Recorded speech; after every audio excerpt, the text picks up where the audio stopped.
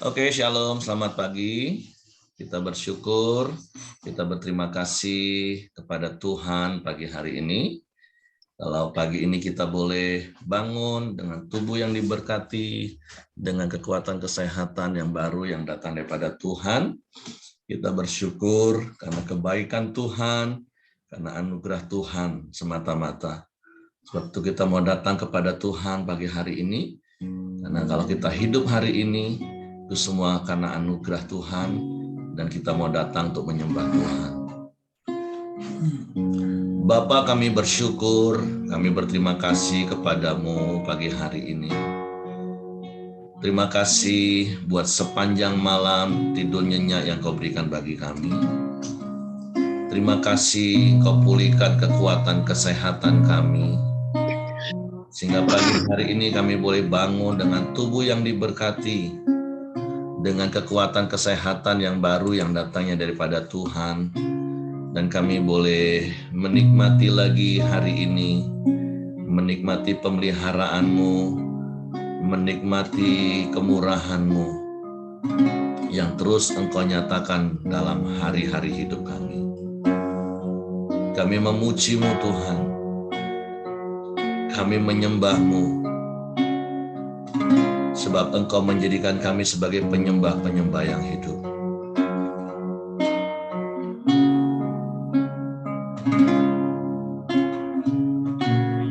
Ku hidup karena anugerah-Mu, ku hidup karena kasih-Mu. Kaulah sumber kehidupanku.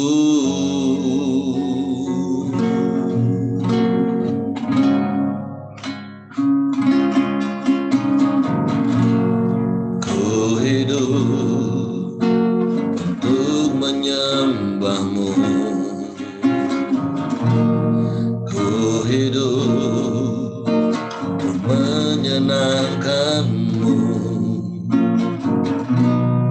Kaulah pusat penyembahanku.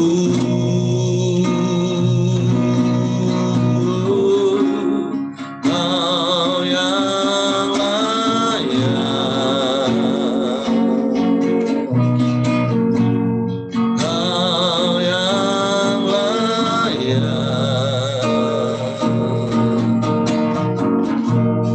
Kau layak disembah di dalam roh dan kebenaran. Kau yang layak,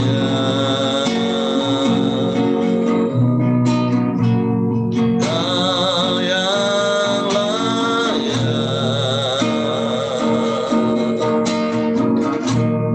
Kau layak disembah, ditinggikan untuk selamanya.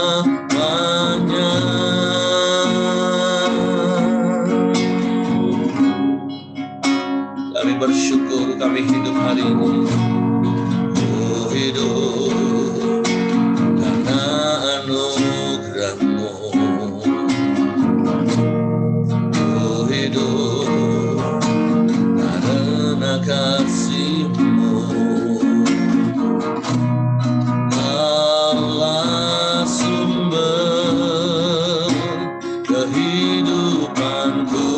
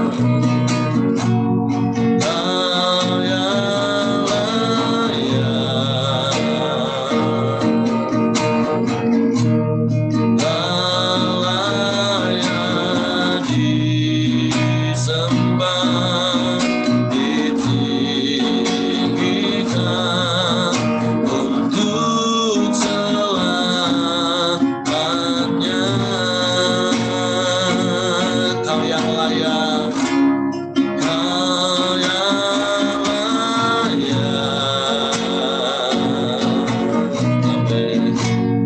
Kau yang layak, Kau layak disembah, ditinggikan untuk selamanya.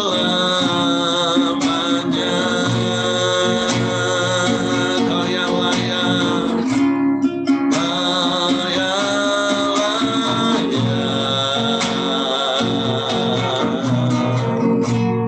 Kau yang layak,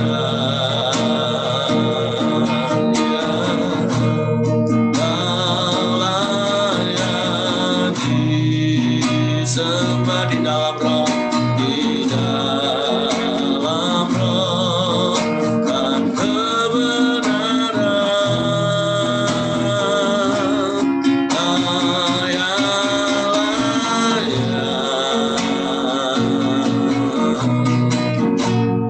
Kau yang layak,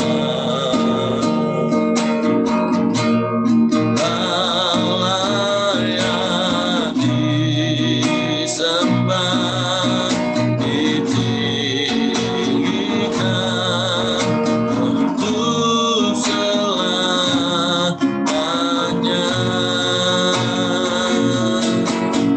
Kau yang layak ditinggikan, Kau yang layak ditinggikan,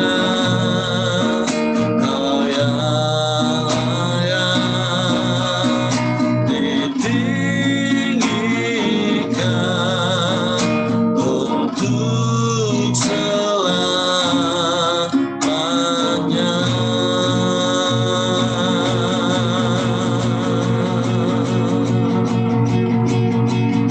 Engkau yang layak dipuji, disembah.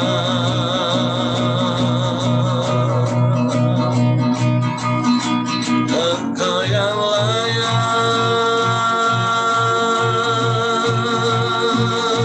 diagungkan.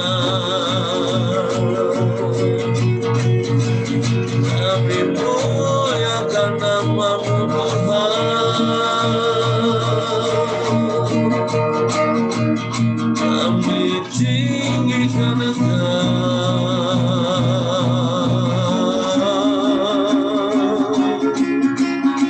kami sembah, kami muliakan nama-Mu. Sebab Kaulah sumber kehidupan bagi kami, Kaulah pusat penyembahan kami. Kami bersyukur,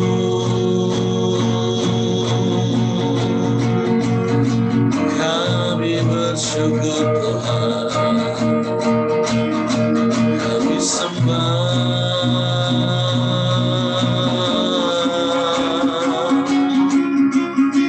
kami sembah,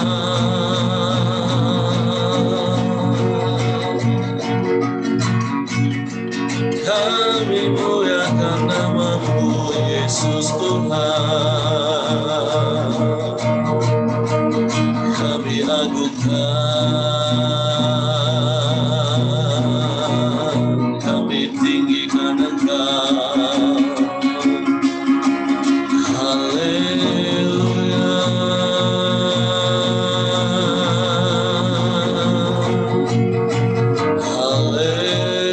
haleluya.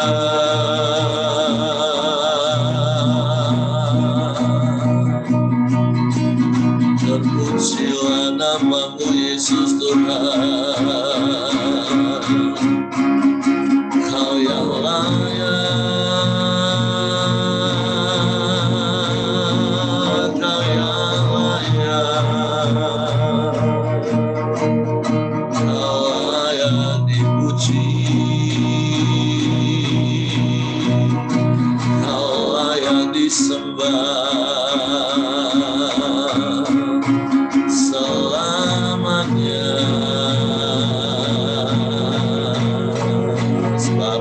Allah. Engkau satu-satunya dan tidak ada yang lain. Engkau Tuhan. Haleluya,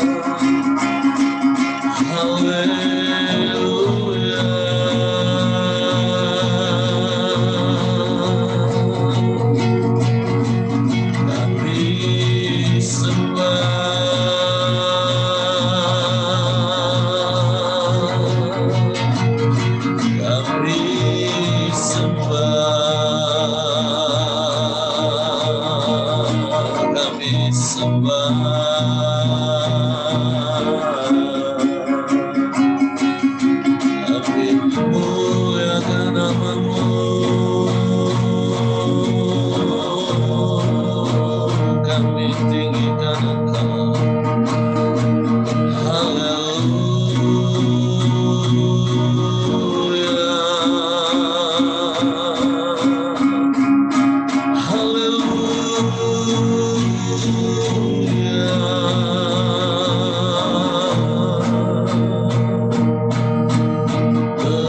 Terpujilah namamu Tuhan, terpujilah namamu Tuhan. Haleluya.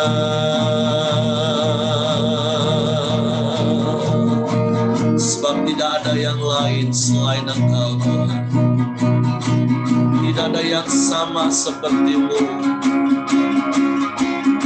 Engkau Allah yang mengasihi kami apa adanya.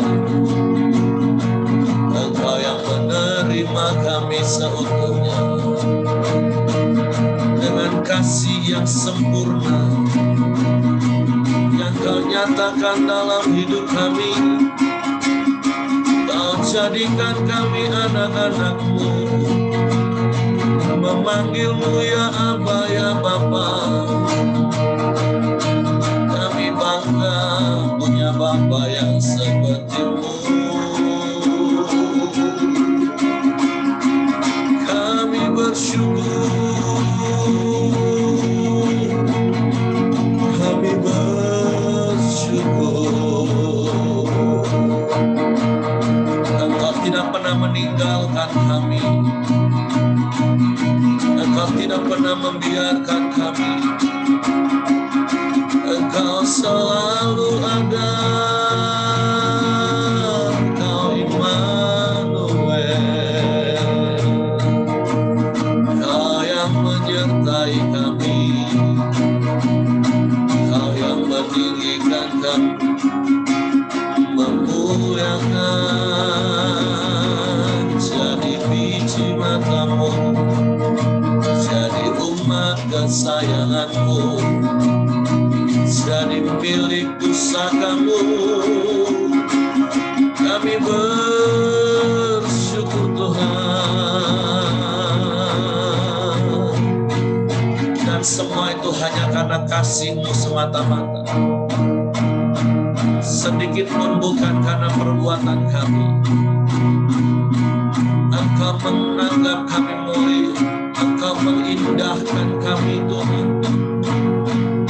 Kami bersyukur, kami bersyukur, kami bersyukur, kami bersyukur.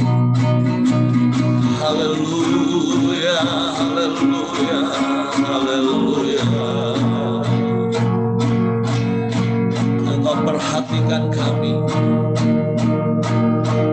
Engkau jagai kami Tuhan, Engkau sertai kami, Engkau lindungi kami, detik demi detik Tuhan.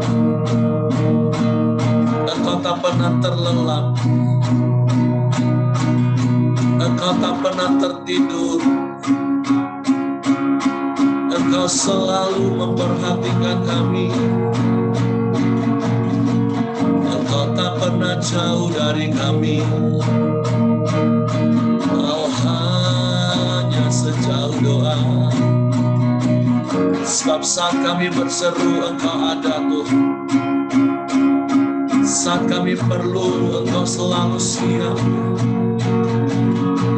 Saat kami memanggil Kau menjawab. Sebab Kau Bapa yang baik, Bapa yang setia. Kami bersyukur, kami bersyukur, kami bersyukur. Engkau baik, Kau baik, Kau baik, Kau baik. Kau sungguh baik, Kau sangat baik, Kau selalu baik.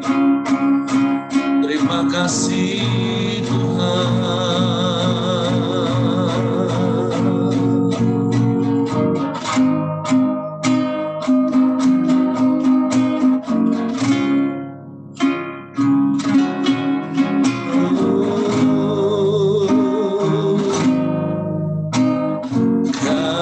Kasih yang sempurna telah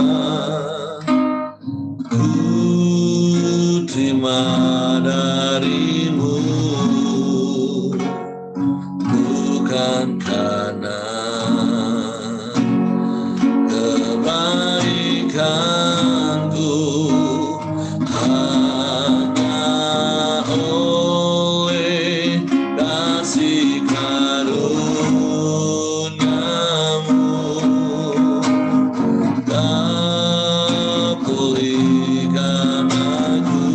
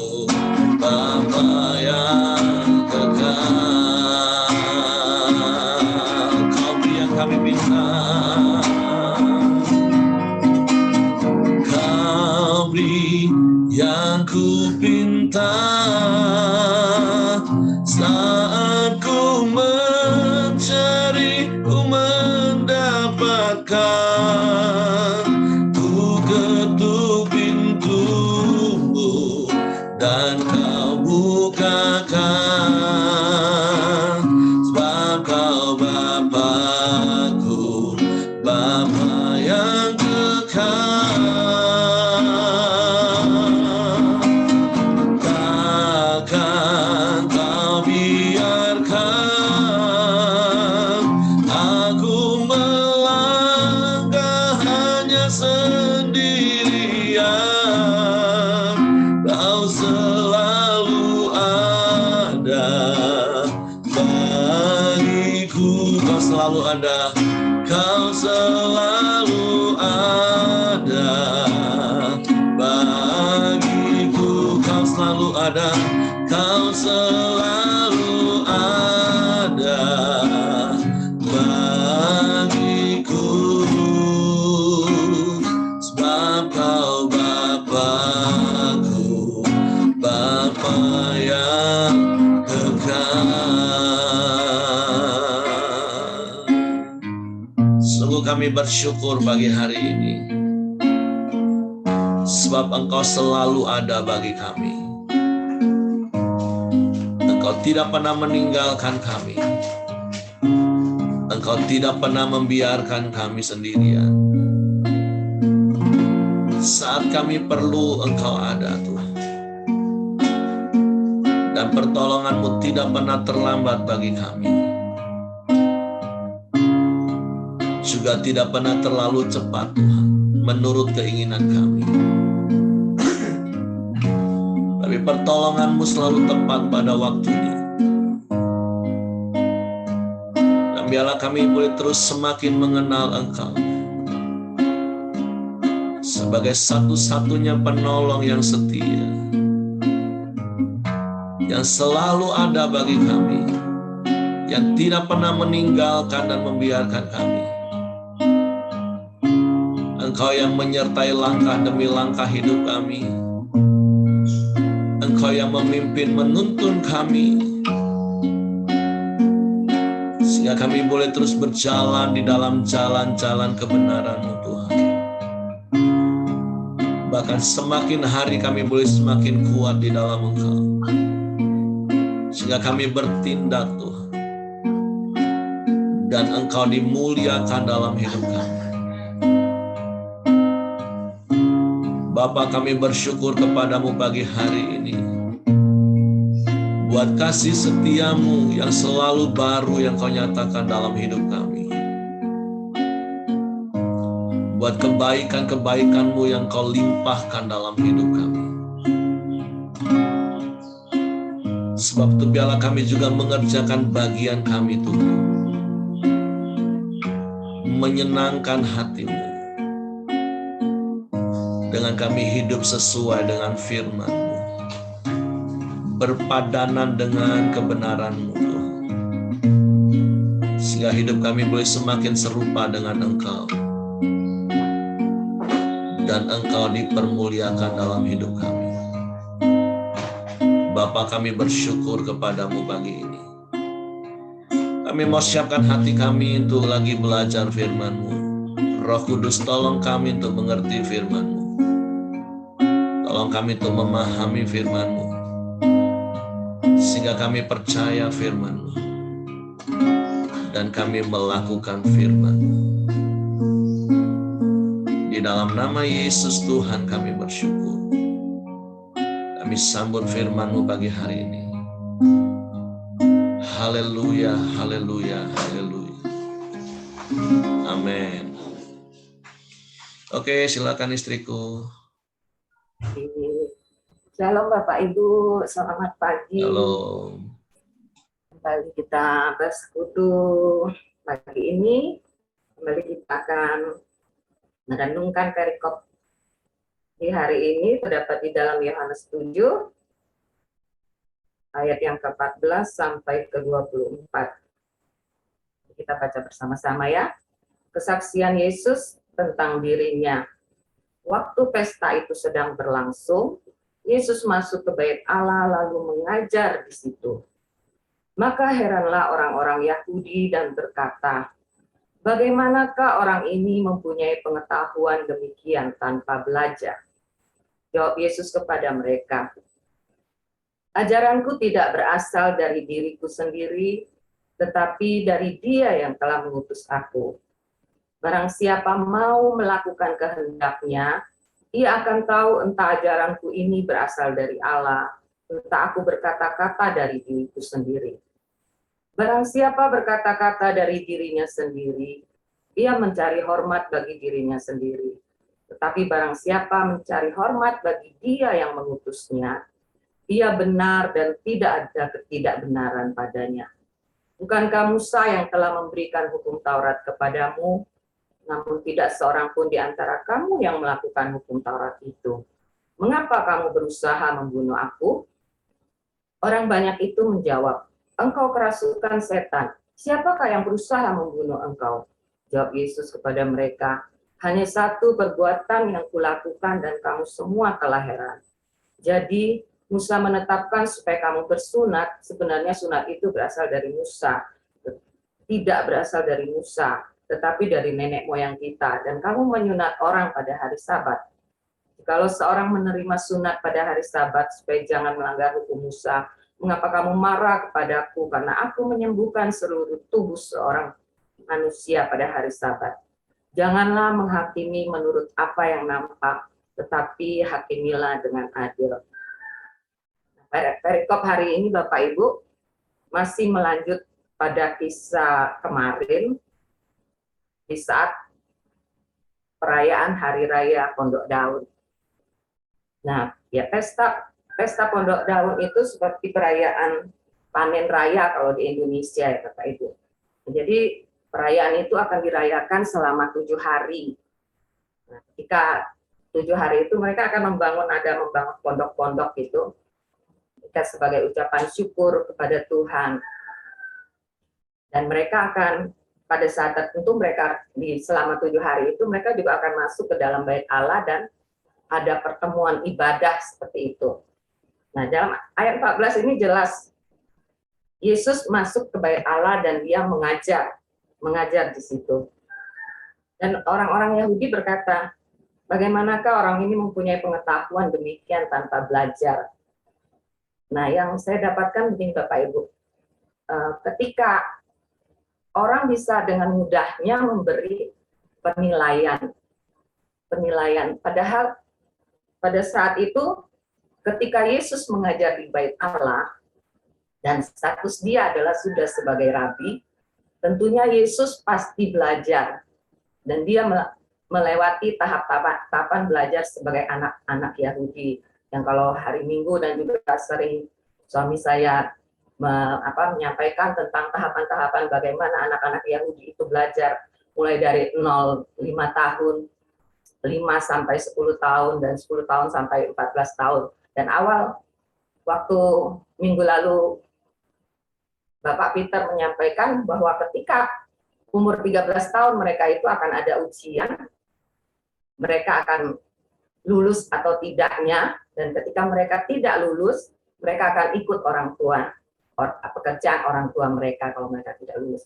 Nah, ketika dalam ayat ini mengatakan bahwa Yesus mengajar, berarti jelas-jelas Yesus itu sudah diterima sebagai rabi dan tidak sembarangan orang juga bisa mengajar menjadi diangkat sebagai rabi. Tapi pada saat itu orang-orang Yahudi sudah memberi penilaian bahwa mereka menganggap bahwa pengetahuan Yesus itu bahwa Yesus tanpa belajar. Dari kecil saya percaya Yesus diajar dididik oleh bapaknya Yusuf. Bahwa mereka belajar tentang kitab Taurat mulai dari Kejadian sampai Ulangan, dan bahwa mereka juga harus menghafal semuanya itu. Dan Yesus juga menghafal. Tapi Yesus tidak membantah di dalam ayat yang ke-16. Fokus Yesus adalah dia bahwa Yesus berkata, ajaranku itu tidak berasal dari diriku sendiri, tetapi dari Dia yang telah mengutus aku. Nah, Yesus mau juga memberikan teladan bahwa apa yang dia sampaikan, bahwa Yesus sungguh sangat menyadari bahwa kedatangannya di dalam dunia itu bukan untuk kepentingan dia. Jadi dia tidak memikirkan dirinya, tapi dia berkata bahwa aku ini, bahwa semata-mata dia ini mengajar itu karena Allah yang mengutus dia. Bahwa dia kembali kepada fokus dan tujuan dia adalah untuk Tuhan gitu loh. Bukan untuk dirinya sendiri. Dan selanjutnya dia juga berkata, barang siapa mau melakukan kehendaknya, ia akan tahu entah ajaranku itu berasal dari Allah, entah aku berkata-kata dari diriku sendiri. Jadi dia tetap fokus bahwa apa yang dia lakukan itu adalah dia melakukan itu untuk kehendak Bapa, bukan untuk dirinya. Dan dia sangat jelas tahu maksud kedatangannya di dunia itu mau apa. Bahkan dia akan dibunuh, dia akan mati, dia akan disalibkan. Yesus tahu, tapi dia tetap fokus kepada tujuannya datang memang adalah untuk Bapa, bahwa Bapa yang mengutus dia gitu. Nah, selanjutnya juga Yesus mau mengajarkan begini, barang siapa berkata-kata dari dirinya sendiri, ia mencari hormat bagi dirinya sendiri. Tapi barang siapa mencari hormat bagi dia yang mengutusnya, ia benar dan tidak ada ketidakbenaran padanya. Nah, pada ayat ini saya mendapatkan bahwa apa sih motivasi kita ketika kita melayani. Nah, Yesus berkata bahwa dia tadi balik-balik ketika kita melayani, kita harus tahu tujuan kita dulu. Bahwa tujuan kita semata-mata untuk menyenangkan Tuhan, untuk memuliakan Tuhan. Jadi tidak ada motivasi yang tidak baik. Kalau di tahun 90-an itu seringkali saya mendengar perkataan begini, jangan mencuri kemuliaan Allah. Gitu. Bahwa ketika kita melayani, jangan sampai ada motivasi yang tidak benar. Sehingga tanda kutip dikatakan kita mencuri kemuliaan Allah. Nah, ayat ini juga mengingatkan saya. Dan selanjutnya Tuhan juga mau menegur dan juga bahkan memberitahukan kepada orang-orang Yahudi khususnya pada saat itu. Dia berkata, bukankah Musa yang telah memberikan hukum Taurat kepadamu, namun tidak seorang pun di antara kamu yang melakukan hukum Taurat itu. Mengapa kamu berusaha membunuh aku? Nah, Tuhan mau mengatakan begini, seolah-olah mereka paham tentang hukum Taurat. Dan mereka juga, seperti tadi saya katakan, mereka menilai bahwa Yesus itu tidak belajar, tidak mengerti, tetapi kok dia bisa ngomong itu. Padahal Yesus belajar, pasti saya tahu Yesus belajar. Dan lebih daripada itu, di sini juga saya mendapatkan bahwa kita memang perlu pengetahuan, tetapi lebih daripada itu, kita perlu juga hikmat Tuhan. Nah, kalau dari sejak umur 12 tahun ketika Yesus dibawa ke bait suci, di situ dikatakan bahwa sebagai seorang remaja Yesus bertanya jawab dengan para ahli, para pengajar waktu itu. Di situ di ayat terakhir diceritakan bahwa Yesus itu makin bertambah besar, bertambah hikmatnya, bahkan dia bertambah dikasihi oleh Allah. Nah, terlepas dia tahu semua pengetahuan, tapi Yesus yang lebih utama dia mendapatkan hikmatnya itu dari Allah. Nah, di sini saya juga mendapatkan sebagai orang tua, kita kadang-kala tuh lebih fokus kepada pengetahuan ya. Misalnya ibu-ibu tuh sering kalau di sekolah itu, waduh, setiap hari itu anak-anak bisa dia masukkan les ini, les itu, entah anak itu suka, enggak suka. Yang penting orang tuanya berpikir bahwa anakku harus pintar, harus ini itu. Tapi kadang-kala mulai di sekolah minggu, di hari minggu, bahwa mereka seharusnya anak-anak itu datang beribadah, juga harus belajar tentang firman, dan kadang-kala orang tua justru tidak mendukung gitu. Nah, kadang-kala kita manusia suka ya tadi balik-balik, apa sih fokus kita? Kalau fokus kita kepada Tuhan, tentu kita pun akan membawa anak-anak kita itu kepada Tuhan. Seperti Yusuf mendidik Yesus, bagaimana Yesus sampai kepada tujuannya gitu. Kalau Yesus menjadi anak yang pintar, kalau dia tidak pintar, dia tidak akan lulus dalam tingkatan pada usia 13 tahun dan mengajar di bait Allah. Dan Yesus adalah anak yang pintar gitu. Tapi lebih daripada itu, firman mengajarkan Yesus mendapatkan kepintaran itu tidak sekedar dari pengetahuan, tetapi dia mendapatkan yang lebih banyak daripada hikmat Allah. Nah, kita sebagai orang tua, kita yang punya anak-anak, mari kita mau bawa anak-anak kita itu supaya mereka juga belajar hidup takut akan Tuhan. Karena hidup takut akan Tuhan itulah, Mazmur berkata, itu menjadi sumber hikmat bagi setiap kita.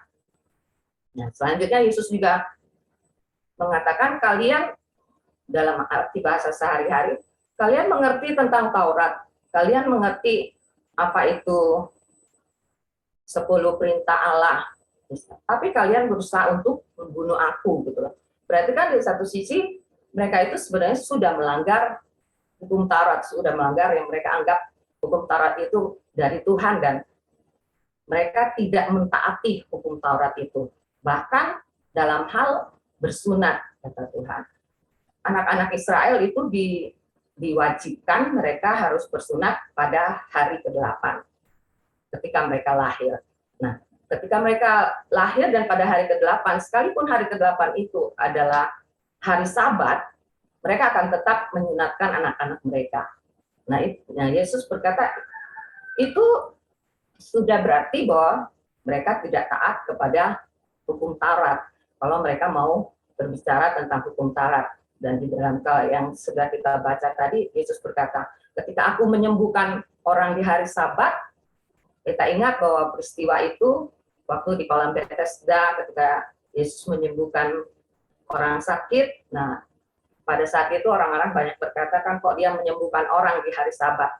Nah, Yesus mau membandingkan dua kejadian itu.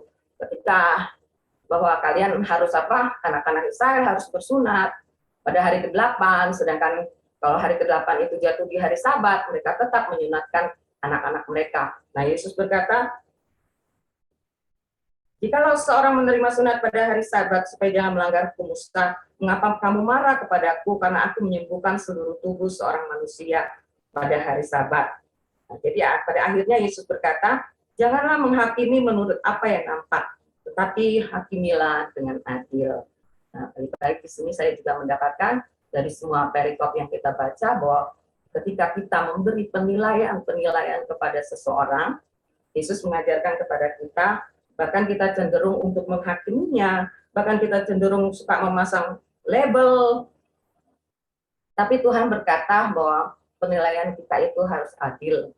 Nah, ketika Yesus menyembuhkan orang di kolam Bethesda pada hari Sabat itu, Yesus, maksud Tuhan itu supaya apa? Cobalah kita itu punya kasih gitu. Ketika mereka menyunatkan anak-anak dan melanggar Sabat, tapi mereka apa? Istilahnya ya tidak merasa apa bersalah, tidak merasa apa, bahwa mereka juga maksudnya melanggar hukum Taurat itu. Tapi Tuhan mau menekankan bahwa hal-hal itu bahwa lebih kepada coba kata Tuhan ngomong, aku menyembuhkan seluruh tubuhnya, maksud Tuhan kan memulihkan hidup orang yang ini. Nah, jadi hal-hal yang seperti itu bahwa sebenarnya hukum-hukum itu kan dibuat oleh manusia. Dan Tuhan mau lebih kita kepada menanamkan bahwa hukum yang baru yang Tuhan kasih itu adalah yang beri kepada kita itu adalah hukum kasih. Nah, saya juga diingatkan kadang-kala kita ketika kita melayani orang, kadang kita berhadapan dengan orang, kita seringkali sudah sudah tadi itu memasang label kepada seseorang. Ketika kita mendengar misalnya seseorang ngomong berkata-kata, kok perkataannya cenderung negatif ya, perkataannya itu cenderung menyerang kita. Nah, kita seringkali sudah menolak dulu, bahkan kita sudah melabel orang itu dulu, aduh orang ini kok sepertinya orang yang selalu, maksudnya lebih baik kita nggak usah bergaul deh karena lebih banyak negatifnya gitu loh. Tapi Tuhan mau mengajarkan kita bahwa kita harus lebih dalam lagi mengerti orang itu. Kita tidak tahu bahwa ada hal-hal yang membuat dia seperti itu. Nah, saya sering belajar ketika menghadapi orang, oh dia perkataannya negatif. Saya selalu menanamkan kepada diri saya bahwa, oh orang ini sedang terluka, ibu ini hatinya sedang terluka. Makanya itu perkataan-perkataan yang keluar, dia akan selalu negatif. Saya selalu belajar dan terus belajar untuk memahami bahwa setiap perilaku atau perbuatan yang dilakukan itu pasti ada sesuatu di balik itu yang membuat mengapa dia seperti itu gitu. Jadi ketika kita melihat, kita tidak memberi penilaian atau menghakimi, yang memberi label kepada orang itu. Misalnya kadang-kadang kita, kok orangnya emosian banget gitu ya, emosi sekali orang ini. Nah, jadi Yesus mengajarkan kepada saya hari ini bahwa yuk pahami di balik apapun yang dilakukan orang itu ada sesuatu yang membuat dia begitu, bisa begitu itu loh. Jadi dengan cara seperti itu, lama-lama saya juga menjadi belajar apa ya, pengampunan itu menjadi sesuatu yang lebih mudah bagi kita. Ketika orang-orang menyakiti kita, ketika kita lebih memahami, pasti ada sesuatu hal yang membuat dia kok bisa berkata seperti itu.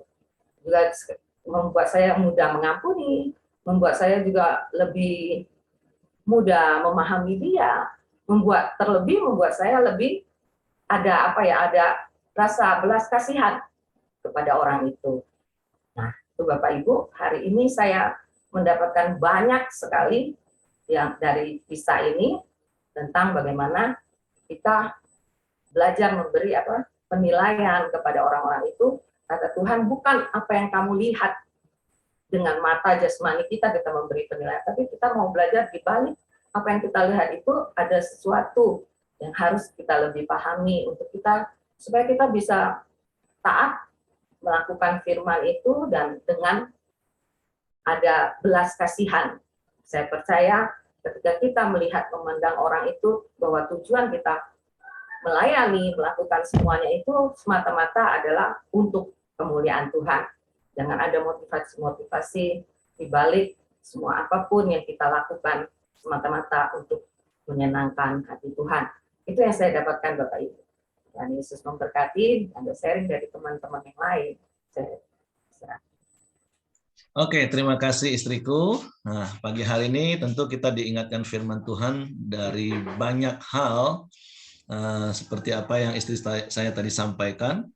Ya memang zaman dulu mungkin belum ada yang namanya ijazah atau sertifikat.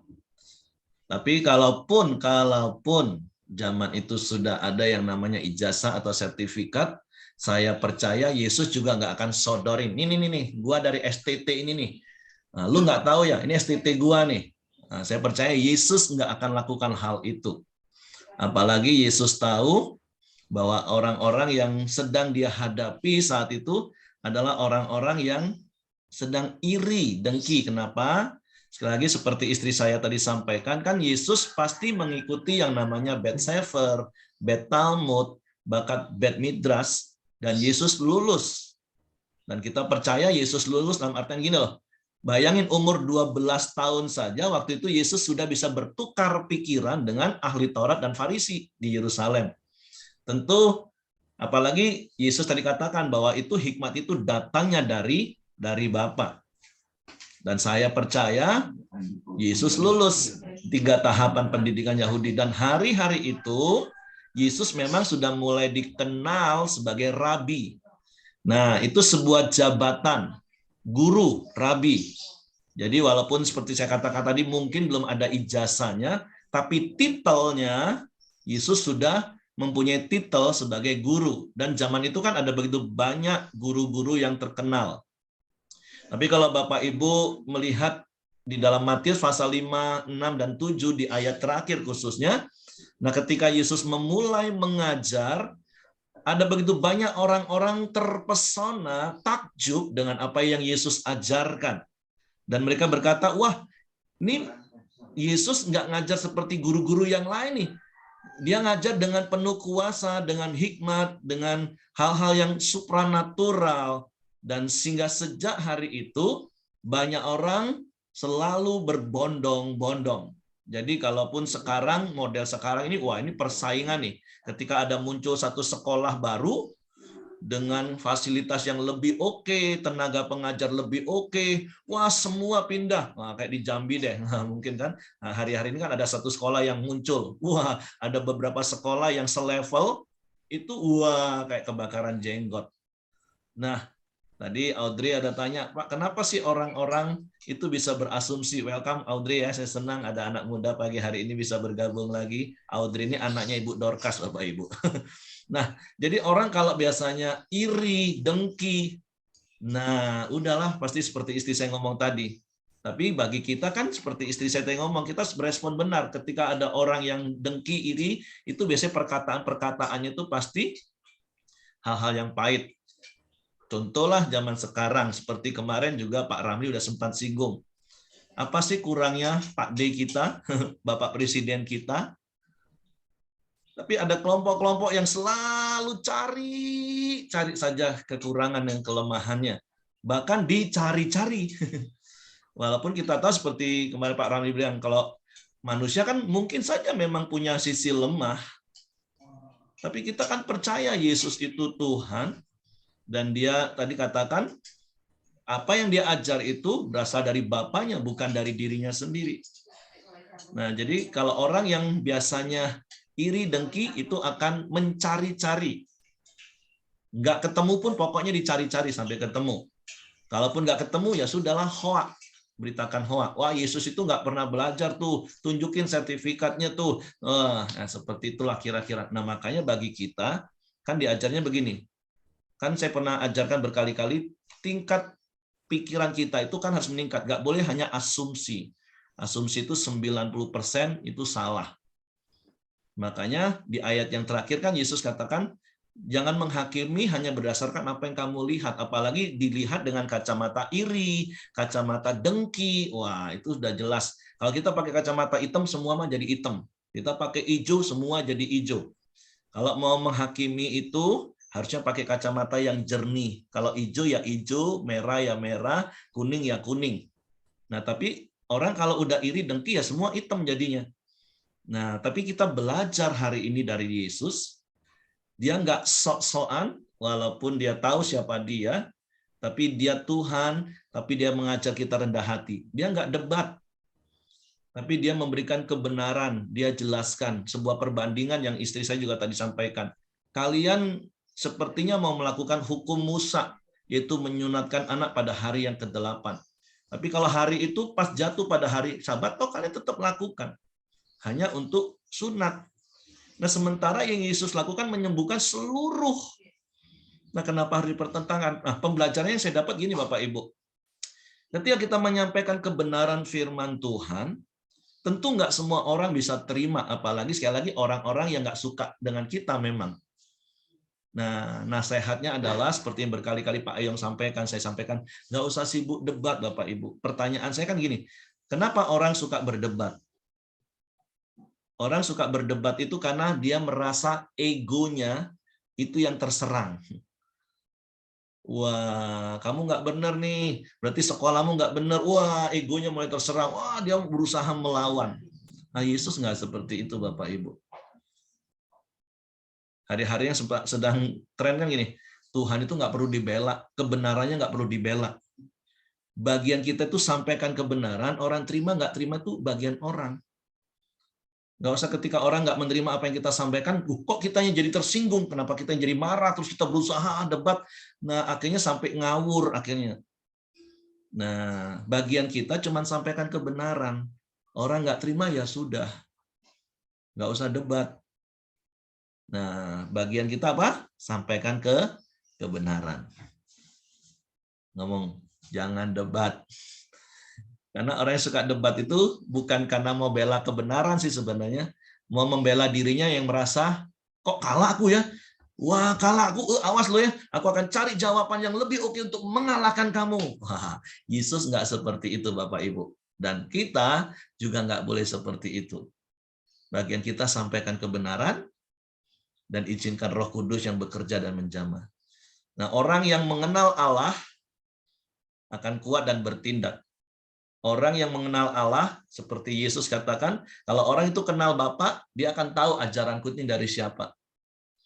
Nah, artinya begini, ketika kita kan sepanjang tahun ini, seperti yang berkali-kali juga akan saya ulangi terus sepanjang tahun ini, Bapak Ibu kan dikasih 1-2 nama oleh Tuhan untuk Bapak Ibu dampingin sepanjang tahun ini, dia yang nggak kenal Tuhan, dan kemudian sampai kenal Tuhan. Ketika kita sampaikan kebenaran, mungkin di awal-awal dia, nggak apa-apa Bapak Ibu. Orang yang kuat itu nggak baperan kan, seperti yang saya katakan. Orang yang kuat karena mengenal Allah itu tetap fokus, nggak tersinggung. Kau nih diajarin berulang-ulang, nggak mau juga. Nah, matilah kau sana. Nggak seperti itu marah tuh namanya Bapak Ibu. Tapi tetap fokus, nggak apa-apa, dampingin, ajarin terus kebenaran, ajarin, di debat lagi, ya sudah nggak apa-apa, kamu belum mengerti hari ini, ya sudah nanti Roh Kudus akan berikan pengertian. Tolong kamu diam, renungkan lagi, nanti kita sampaikan kebenaran. Nggak usah debat intinya Bapak Ibu. Nah, karena orang yang suka berdebat itu tadi sebenarnya egonya yang terserang. Bukan dia merasa Tuhannya diserang, bukan. Egonya yang terserang. Tapi saya percaya, kan kita sudah mati ego. Kan berkali-kali saya juga ajarkan bahwa ego itu adalah tabiat dasar dari manusia berdosa. Nah, kan kita bukan manusia berdosa lagi, Bapak Ibu. Kita kan orang benar karena sudah dibenarkan oleh Allah melalui karya salib. Kita bukan bukan manusia berdosa yang punya tabiatnya ego, enggak. Saya percaya saya sedang ada bersama-sama dengan orang-orang yang rendah hati, lemah lembut.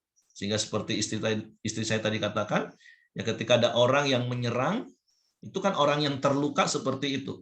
Ketika kita mau sentuh lukanya, dia langsung mau serang kita.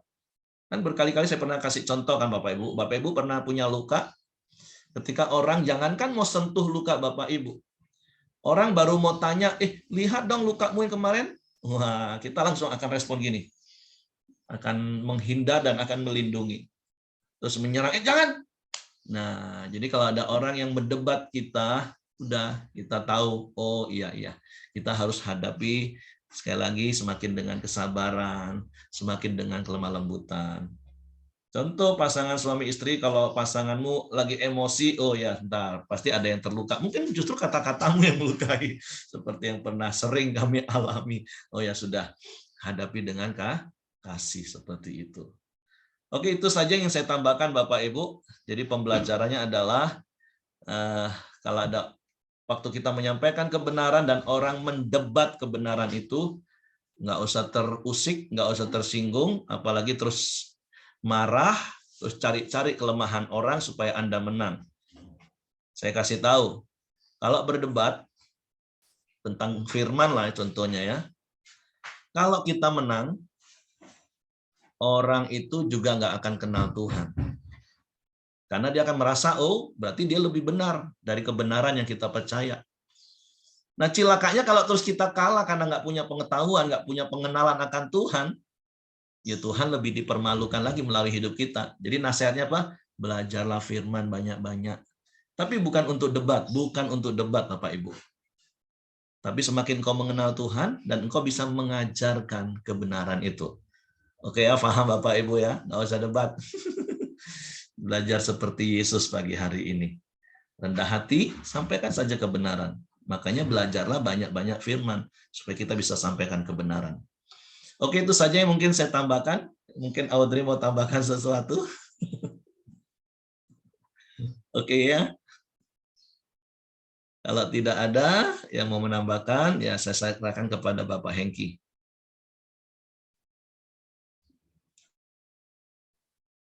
Oke, mari kita bersatu masuk dalam doa sepakat kita. Silakan, J. Lydia. Pagi semuanya kita bawa dalam doa. Bapa, kami mengucap syukur bahwa pagi hari ini kami ada di Koram Dio bersama-sama, semua karena anugerah-Mu. Tuhan, kami sepakat berdoa buat mamanya Pak Heri. Tuhan memberikan kesehatan kepada Ibu Teti.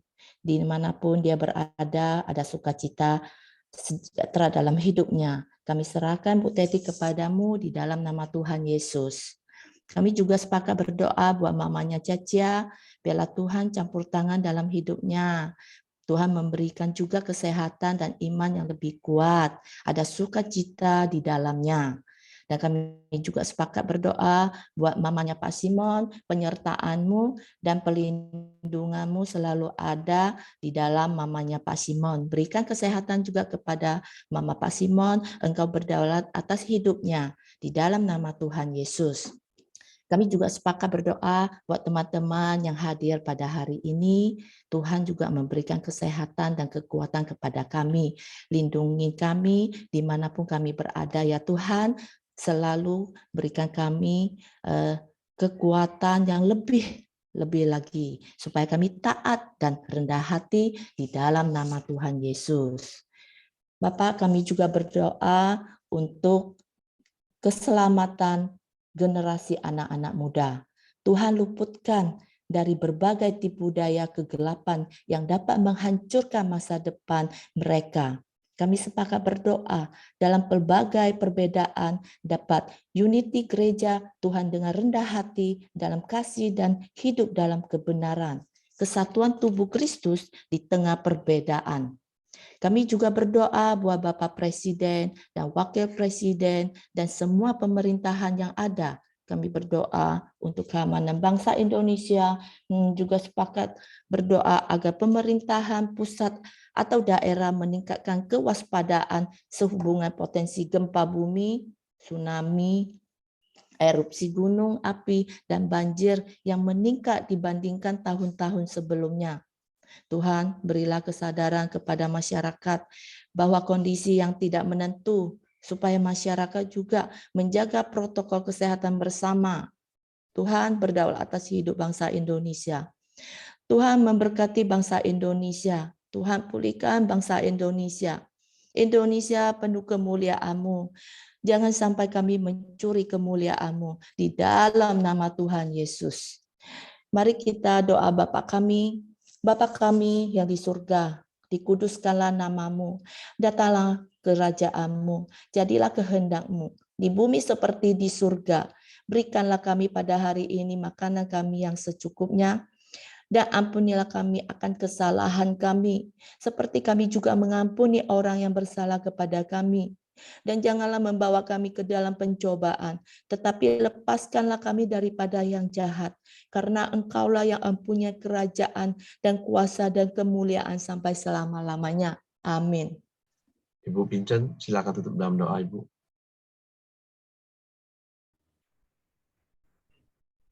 Bapak, kami bersyukur, berterima kasih buat Koram Dio pagi ini Tuhan, buat kasih karunia-Mu, buat penyertaan-Mu, untuk kami memasuki hari yang baru ini bersama dengan Engkau Bapak.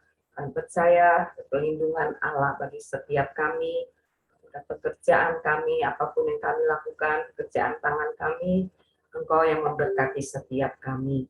Terima kasih Bapak yang baik, kami mengucap syukur, dan kami menyerahkan sepanjang hari baru ini, tutup bungkus dengan kuasa darah Yesus, pasukan malaikat-Mu yang berkawal mengagali menyertai kami, kemanapun kami boleh berada. Terpujilah nama-Mu, dalam nama Yesus kami berdoa, kami bersyukur. Haleluya, amin.